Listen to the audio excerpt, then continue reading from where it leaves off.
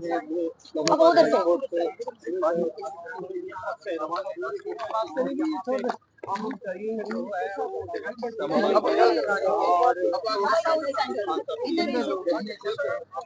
वो Islamabad high court से बाहर आ चुकी है। मनाजर आप देख सकते हैं इस्लामाबाद हाई कोर्ट के। अलीमा मैम, ये बताइएगा जो तारीख दी गई है इससे पहले तो सजा हो जाएगी सलमान सफदर ने जब जज साहब के सामने खड़े हुए थे, उन्होंने खास कहा था कि अगर आप पीर की तारीख नहीं देते इस केस के लिए, ताकि इसको बंद किया जाए, इस केस को जो तोशा खाना 2 चल रहा है वो उधर अडियाला में, तो इसका फायदा कुछ नहीं, मैं तो वापस नहीं आऊंगा। और जब हम वहाँ बैठे हुए थे, जितने केसेस सुन रहे थे, जज साहब उनको पीर की तारीख दे रहे थे, हर केस को पीर की तारीख दी। तो इमरान खान के केस को क्या दिया, पहला हफ्ता अक्टूबर का, जबकि इनको पता है कि अब कोई फायदा नहीं है, अगर इसमें तारीख देनी थी तो पीर की देता।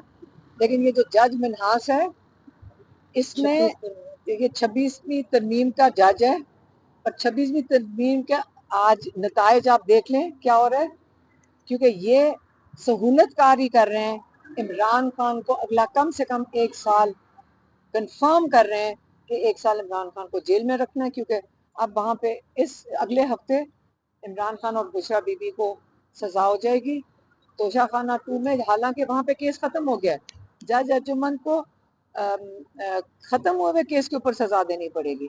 पहले तो वो जज साहब को सारी जिंदगी तारीख में लिखे जाएंगे जज अर्जुमन, फिर यहाँ आएगी तारीख, यहाँ पे जब आएंगे तो यहाँ जज डोगर ये केस नहीं लगाएगा, उनको सुनेगा नहीं।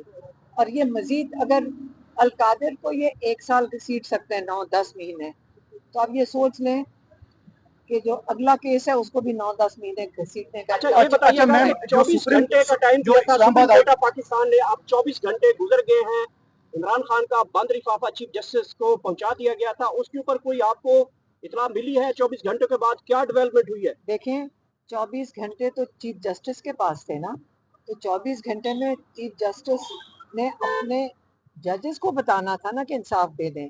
तो 24 घंटे में फिर नज़र तो यही आ रहा है कि चीफ जस्टिस ऑफ पाकिस्तान ने अपने जजेस को कोई हिदायत नहीं दी कि आप इंसाफ दें। उसका नतीजा ये है कि 24 घंटे के बाद हमें यहाँ से ऐसी तारीख मिली है, तोशा खाना 2 ख़त्म नहीं कर सक रहे हैं, क्योंकि उसने तारीख ऐसी दी है कि तो अगले हफ्ते तोशा खाना के अंदर सज़ा अडियाला में हो जाएगी। तो ये उसके 24 घंटे के खत के नतीजे आपको बता रही है।